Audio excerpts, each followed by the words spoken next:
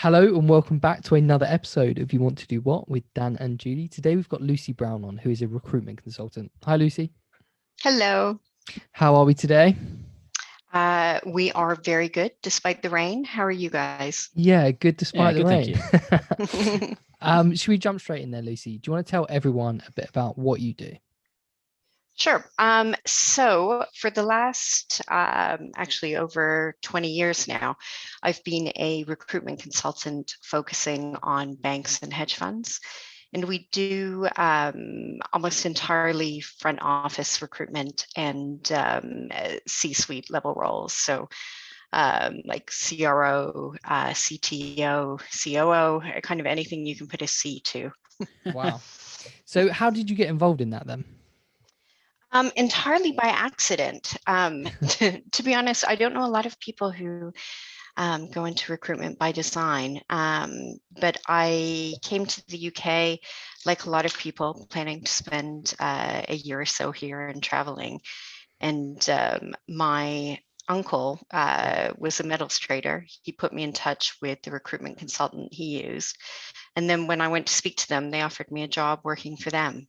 Wow. And sort of the rest is history. And I guess in 2007, we started our own firm. So myself and a business partner in New York called Pamela Valerie. So for the past 14 years, the two of us have been working at our own firm called Avonwig. Okay. So how did you find recruitment when you first started? Because it's quite a fast-paced job, isn't it? I think it depends what kind of recruitment you're in. So what I've tended to do has been very low volume recruitment. So typically focusing on kind of, I'd say 3 to 5 assignments a month. So I guess the shock to me was more in terms of how you get information, how you benchmark candidates, because usually the pool of candidates we have for a given role is quite small. So that was I guess the surprise to me, but also at the same time, it's what made it interesting. Did you always focus on sort of this high level recruitment, or did you have other roles that you were looking for as well over your time of being a recruiter? Sure. So I guess in the beginning, it was, I was supporting a recruitment consultant. So I was working on more high level roles for them. And then for myself, I was doing more mid level. So people usually with about, say, 8 to 10 years experience. I guess it's completely different. Like you kind of said earlier, when you're recruiting for, C-suite level roles, is it much more about developing long-term relationships with these kind of candidates? It is. I think actually you've hit the nail on the head there, because what typically happens is we'll get a request from a client that they're looking for someone with a certain type of profile and, a background, perhaps in, for example, in corporate banking with a focus on oil and gas and infrastructure. And there's really only a handful of people who have that kind of background. So it's about having the relationships with them, understanding what motivates them. And the part that I find particularly interesting is sort of the puzzle, kind of figuring out, for where that person is in their career, is this right fit for them? And equally for the bank or the hedge fund and the role that they're looking for, is this person going to add value for them? So is it quite competitive in the space you're in between recruitment agencies for, because like you say, there's only very few people that will fit these roles. So are you always competing against other recruitment agencies? Um, I think that happens a lot more at the mid-level and below. At the more senior level, the client base is usually clients that you know really well and you've cultivated the relationship over a number of years. So it's typically not a situation where you're competing against 10, 20, 30 other firms. It's more a case of, they'll consider you and perhaps 2 other firms for the assignment. So for anyone who's either thinking about going into recruitment or is in recruitment now and thinking of making a bit of a change, is Mhm. going into C-suite level recruitment an easy, straightforward path, or would you recommend going in at sort of a lower level and working your way up to those assignments? Definitely a lower level, because I think you need to earn your stripes to do that. So in in the lower and mid-level searches, I think you learn a lot. Um, you learn about psychology. You learn when you're interviewing people if something seems sort of not quite right. You get to know clients really well, understand what kind of personalities and company cultures fit well together. I think it would be really difficult to go kind of from school straight into that. I think you need to have some life experience with it. For this level of recruiting as well, is it obviously you have a client base that you work with, but do you also do more headhunting than maybe other sort of recruitment roles? Um, yeah, I mean, there's different types of recruitment. So I tend to think of headhunting um, more in terms of what I do, because it's a small pool of candidates, you know them well, and it's about figuring out the fit and then persuading them to join your client. With kind of mass recruitment, it is, I would say, much more probably about understanding the general skill set um, than it is necessarily delving into the psychology of things.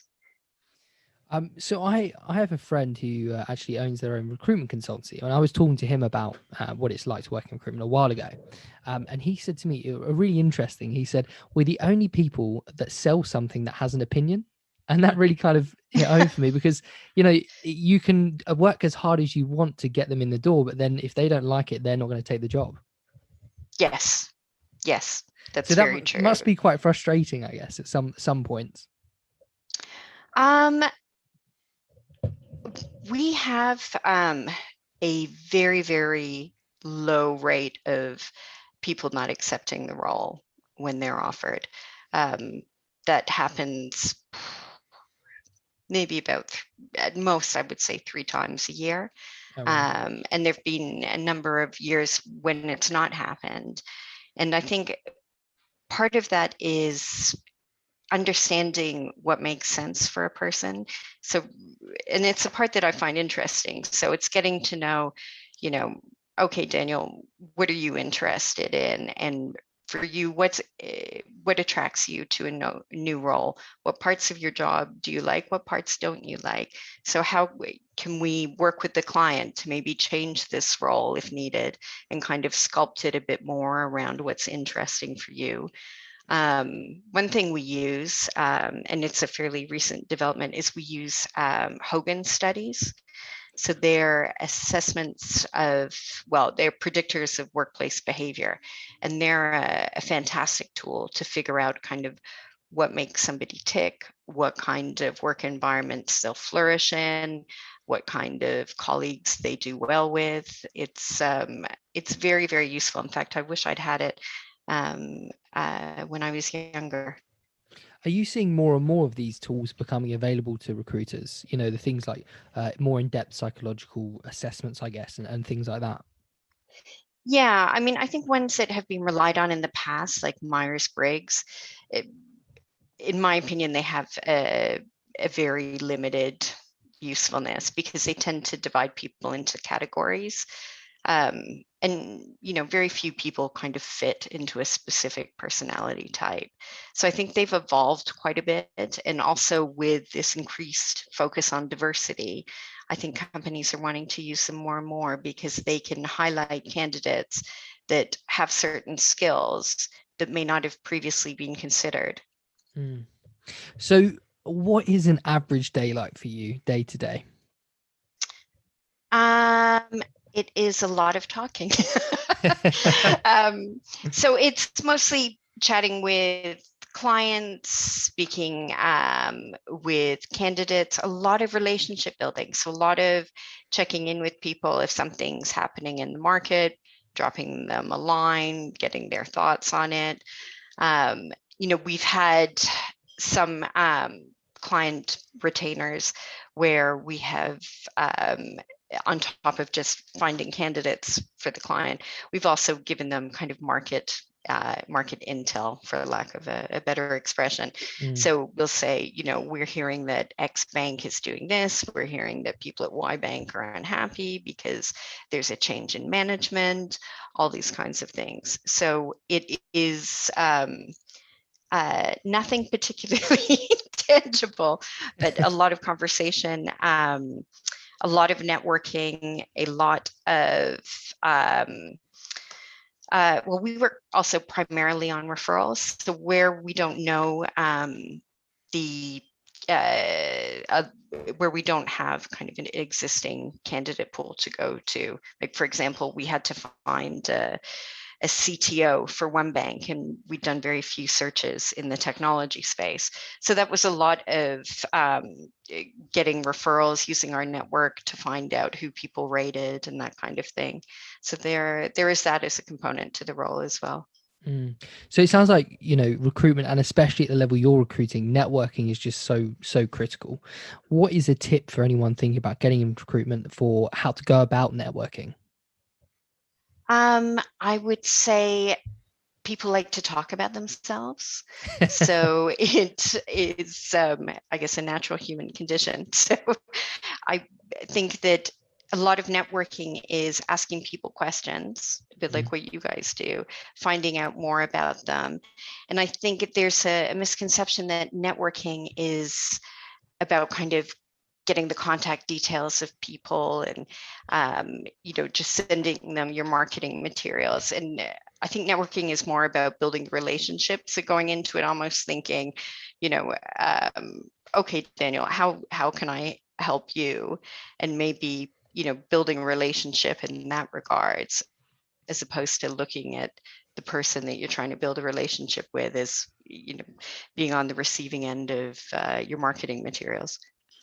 Apart from obviously handing over a CV to a company, and you talking to these people, how do you convey the information of, I've spoken to this person, their personality comes through quite well? How do you sort of sell that to a company? Do you mean if I think the person's a very good personality fit? Yeah. Normally it's a case of saying, I know the organization values this. You're looking for somebody who can, for example, converse well with clients. So this person comes across extremely well, very personable. One thing that is very handy for anybody looking to make a move on a CV is to have things that you can quantify. So it makes it so much easier for somebody in recruitment to say, and I've spoken to, let's call him Fred, and Fred has increased his company's client base from 10 to 52, because things like that tend to separate people out from the pack. How much of what you're looking for is based on the job description you're given versus the potential boss of the person that you're going to look to employ? Because the description may say one thing, but the guy or the lady who is actually giving the job might want other things. How do you judge that? Gosh, that is such a good question. I would say, I think there's two levels to recruiting for a role. So there's a level of matching the skill set, so matching it to the job description. And then there's kind of level two, which is matching it to the hiring manager and the colleagues. And I think this is where I've done a lot of work in diversity recently. This is where the diversity angle becomes very interesting, because for example, a lot of people who are like the ideas people, the client facing, outgoing people, when they interview people, even if it's for a role as, let's say, IT support, they tend to prefer candidates who have a personality similar to them, but those who are more quiet and more earnest, they can kind of slip through the cracks just because of the difference in personality types. So I think that can be where the workplace predictors come in, but it's also, I think, the role of the recruitment consultant to say, I know this person comes across as, very quiet, very introverted, but they have excellent references from their previous employers, from people who've worked with them in the past, and I think they're really worth speaking with. And what do you think are some personality traits that you think as a recruiter are really helpful? Helpful for recruiters or helpful for candidates? Yeah. So personality traits you may see in yourself that you think this has Yeah. helped me. This is what I'm quite good at. Right. Well, you need skin like a rhinoceros.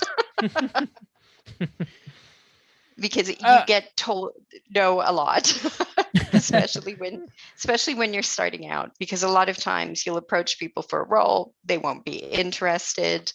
And it's a lot of not taking it personally.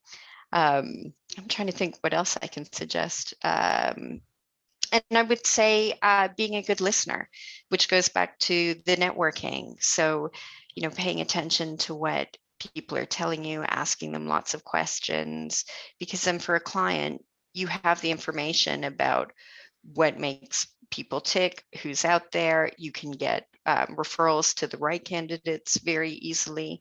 And I think that also increases the longevity in a role when a candidate gets there, because you've kind of looked at all of those angles and realized that this does make sense for them. And for you, what would be one of the biggest positives that you've had personally out of being in recruitment? Oh gosh, there's been so many. I've really liked my work. I've really liked the people I've worked with. When you're in recruitment, you can kind of pick your clients to a great degree. So you tend to choose people that you enjoy working with, that you respect what they do. I like the flexibility in it. I like the fact that it's meeting new people all of the time. I like the kind of the puzzle aspect of it, figuring out where everything sits and where the person fits. There's a lot of aspects to it I really like. And on the other side of that, what would be some less favorable aspects of this industry? I don't think anybody likes telling someone that they haven't been given the role Yeah. or been offered the role. And I think that's really the toughest. And that's also why I think hiring the right recruitment agent is important, because that has to be handled quite delicately, because it also reflects back on the hiring manager and the firm. What I usually like to do is try and give people some constructive criticism along with it. But in so many circumstances, the headcount might get pulled. They've been told they have to make an internal hire. There's a change in direction, and that can be very hard to convey to somebody kind of when they're already in their mind, they've got their resignation letter written and ready to go. And you have to very gently explain that it's nothing they've done. They're very well regarded in the industry. They performed extremely well through the interview process. It's just a question of headcount being pulled, or a change in management, or whatever it may be. So you've also been doing some coaching, am I right, Lucy? I have, yes. So do you want to tell us a bit about that as well? Sure. So I have tended to focus on people who have hit sort of a career plateau, and it's been looking at really how to build what I call a purpose-driven career. So we look at the Hogan Workplace Predictor Test. We look at motivators. So my clients on the coaching side are typically people in their 40s or in their 50s, where they need to earn money, but it's not quite the pressing issue it was in their 20s. So they can make certain changes in their career. And I think often people come with the idea of, I'm fed up with banking, for example, and I'd like to be an artist, but artists won't pay the bills. So we start to look at things like, okay, well, what makes you want to be an artist? What do you find attractive about that? And then how can we maybe look at where you are now in your role now and incorporate that, so the career becomes much more of what we call a purpose-driven career. So is it kind of aimed at maybe people who have become a little bit disillusioned with their current career path, and they're just looking for some sort of change and some sort of, something to get them out of bed again in the morning? Yeah, precisely that. And I think, when you guys don't have to worry about this yet, but in people's 40s and 50s, things kind of change, and that, the children are older, the house may be paid for, this type of thing. And it's really a time to kind of look back and think, okay, well, my career may have plateaued because I've kind of hit the glass ceiling. So what matters to me, and how can I, like you said, get out of bed in the morning feeling happy about it and enthused? Have you seen much of a change over the year or so with COVID regarding these higher end roles? Well, there was a big pause in the beginning. It's also been quite difficult with the interview process, because it's for so many months it's had to be done by Zoom, and my preference for interviews is always to have them done in person. And I think the whole Zoom thing slows them down, and it's more difficult to build that rapport with your potential new colleagues if it's done via screen and not in person. So it is slower, and I think on the candidate side, people's views are starting to change. So whereas before they wanted the role that got them up the totem pole the quickest, that paid the most money, I think this whole movement to working from home and having things be closed has changed people's view, and that they're valuing flexibility a lot more. And I'm finding clients a lot more open to giving that flexibility as well. Yeah, it's interesting, isn't it? What do you think the city's going to look like when it sort of goes back to normal? Because I've got friends that are still in the city, and their companies are telling them, don't expect to be in the office more than 3 times a week. Yeah, I think that's where it's going to go. I mean, I think it's important to be in the office because you get that flow of information from your colleagues. You're not having to schedule a Zoom call with them. You can just walk past their desk and have a chat. I think it's harder as well to create a kind of work culture if you're not physically together. But I don't think it will go back to, 5 days a week. I think it, like you say, will probably be 3. And who knows, I think probably at most we'll go back to 5, but with a lot of flexibility built into that. Because I think we have kind of proof of concept now, and that it is possible to do your work via Zoom and so on. It may not be ideal, but it's certainly possible. I guess when you kind of look back at it now, it seems quite old fashioned, doesn't it? It seems like, there was no real trust between employers and employees. You've got to sit at the desk for whatever 8 hours a day. And if you don't leave, you can't leave. But Yeah. that seems to have gone, thankfully. Yeah, I think so. And, I don't think there's anybody that's going to, well, hopefully not anyways, go back to work and have their manager eyeing them when they have a washroom or coffee break. Yeah. So you must have seen quite a few CVs whilst you've been doing this. What is, your number one sort of tip or number one thing you look for on a CV and you go, that is a really good CV? Yeah. That's a really easy question to answer. So it is somebody who quantifies things. So in whatever role they've done, they highlight their achievements, and they're able to put a number to it. So, and it can be even things like, was the employee of the month for 3 months of the past 2 years, increased revenues from X to Y, increased efficiencies, added X many new clients, any kind of recognition they've had at work. I find, people are funny because they in the CVs I get of some very high profile people, they never kind of step back and think about their achievements. They end up writing more of a job description. And I'm always thinking, we know what you do, but a CV is more like showing why you're great at what you do. Yeah. So that is without question my number one tip. And as a recruiter, what would be something that's not in your job description that you never expected to deal with being in this role? That I never expected. You certainly meet some interesting characters. I've had people turn down roles for very odd reasons. And then you can be in an awkward spot trying to relay that to a client.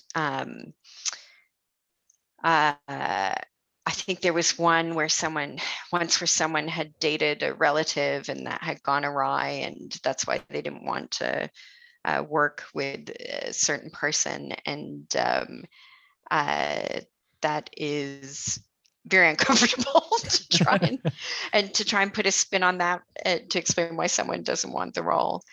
I'm trying to think of anything else.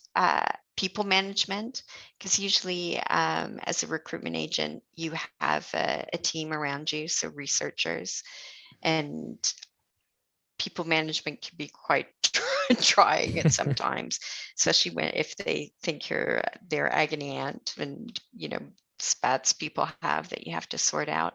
But I think that's it. And would you still go into this industry knowing everything you know now?